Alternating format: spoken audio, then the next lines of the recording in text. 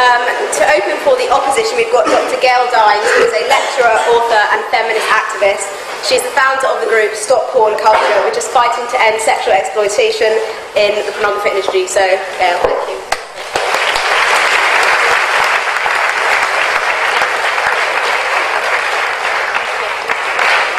By the way, it's 4 books, not 3. By way of an introduction, let me explain that although I make my money in the halls of the Academy as a lecturer in sociology and women's studies, I am at heart an anti-porn radical feminist activist.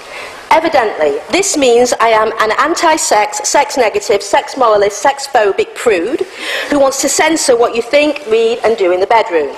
According to my many male fans on the internet, I am driven to such extremes for one very specific reason. And here I am quoting precisely, Gail Dines, what you need is a good fuck. Now we have that out of the way, let's get to the heart of the matter. Does porn do a good public service? I would love to say yes. Believe me, no one more than me hopes that I am wrong and that my colleagues on the other side are right. I so want porn to be a harmless fantasy that empowers women and provides men with much needed sexual advice on how to please a woman. I want porn to be everything my opponents say it is. Why? Because the alternative view, that it is a powerful and articulate disseminator of woman-hating ideology, means that we as a culture are in deep trouble. If I am right, then what we are talking about tonight has very real implications for how you will live out your life as citizens, as professionals, and as gendered beings in a culture that is increasingly becoming pornified. Pornography is a massive industry that is estimated to be $97 billion worldwide. It releases over 13,000 new porn films every year. There are 420 million internet porn pages, 4.2 million porn websites, and 68 million daily porn search engine requests. Any industry this size, whether it sells food, cars or clothes, is going to shape the economic, sexual, cultural and political landscapes that we all inhabit. To suggest otherwise is to ignore the power that capitalist industries have in moulding human behaviour. And you don't need to be an expert in Marx, Foucault or Gramsci to know this. The fashion industry shapes the way we dress, the food industry the way we eat, the sex industry the way we think and do and talk about sex. How can it not, given that it is the main producer of discourse about gender, sex and sexuality? It is a powerful form of sex education, with the average age of first viewing porn now down to 11 for boys. And let me tell you, this is not their father's Playboy. Point of information? No, rather than sporadic trips into a world of coy smiles, provocative poses and glimpses of semi-shaved female genitalia, boys and men are catapulted into a never-ending universe of ravaged anuses, distended vaginas and semen-smeared faces. Websites with names like Gag on My Cock, Suck Me Bitch, Ghetto Gaggers and Human Toilet Bowls make clear that today's porn is about making hate to women's bodies, with sex acts designed to deliver the maximum amount of brutality, humiliation and degradation. On the site advertising the movie, Anally Ripped Whores, the text reads, and I quote, "We at Pure Filth know exactly what you want, and we're giving it to you. Chicks being ass-fucked till their sphincters are pink, puffy, and totally blown out. Adult diapers just might be in store for these whores when their work is done." Over at Gag Me and Then Fuck Me, the text advertising a movie with Laura reads, "The last thing we needed was a vomiting girl, but this time it was close. Stopping is not our style, so she was grabbed by the head and face-fucked as if there was no tomorrow. She tried hard to swallow, but there was too much muck, and the bitch had no real choice but to take it all." Before you think I spend hours looking for the worst, let me tell you I get to all of these within 20 seconds of typing porn into Google. These examples are drawn from that subgenre of porn that the industry calls gonzo.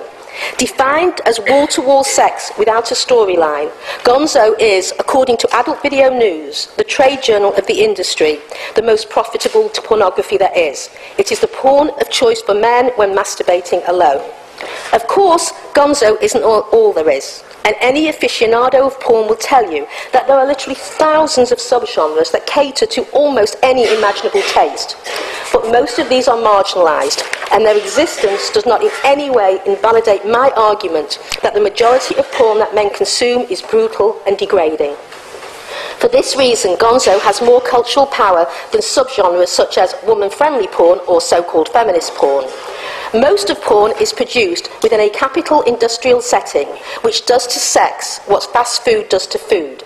It commodifies it, and you end up with a product that is generic, formulaic and plasticized, totally lacking in creativity, imagination, authenticity and individuality.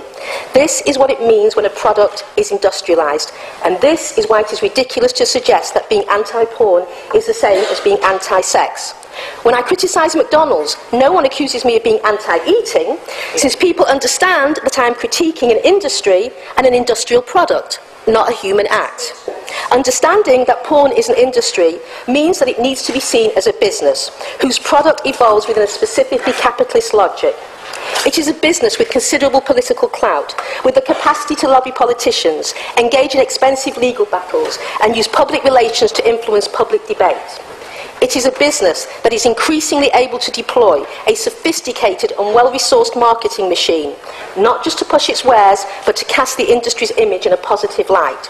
It is a business that interfaces with credit card companies, mobile phone companies, search engines, satellite and cable companies, venture capitalists, hotels and real estate developers, to name just a few.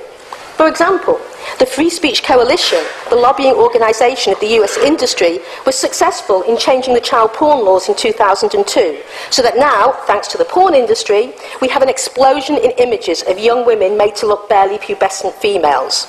To suggest that porn images have an effect is to be branded as an unsophisticated thinker who mistakes fantasy for reality. But if the pornographers and their apologists are right, and images have no effect, then why do corporations spend billions of dollars on advertising every year? Why do historically oppressed groups such as blacks argue that racist images make life intolerable for them? Why did the Nazis develop sophisticated propaganda images against the Jews? And why do left-wing sociologists such as myself feel despair when the Daily Mail, Fox and indeed all corporate-owned media spews out right-wing ideology about the poor being dumb, lazy and scroungers on the state? We despair because we know that media has a profound effect on shaping the way people think about reality. And pornography is one particular powerful type of media, since it sends messages to men's brains via the penis. In porn, women are not human beings who need good jobs, safe housing, equal pay or free daycare for their children. No, in porn, women are a bunch of whores, sluts, cunts and cum dumpsters who need nothing more than a good fucking. These cum dumpsters have no bodily integrity or limits or desires outside, of course, of being fucked. And whatever men want to do to women, surprise, women want it too. It is in fact a perfect pre-feminist world where men don't have to deal with pushy, mouthy, ambitious women who nag about pesky things like equal rights, fair pay and free childcare. In pornland, boys can be boys and don't have to deal with women, because in porn there are no women, only hot girls, lots of them, and they're disposable, because once you're finished with one, then another comes along, and then another, and then another. Now the problem here is that these men who use porn, your colleagues, are the very ones who run the world.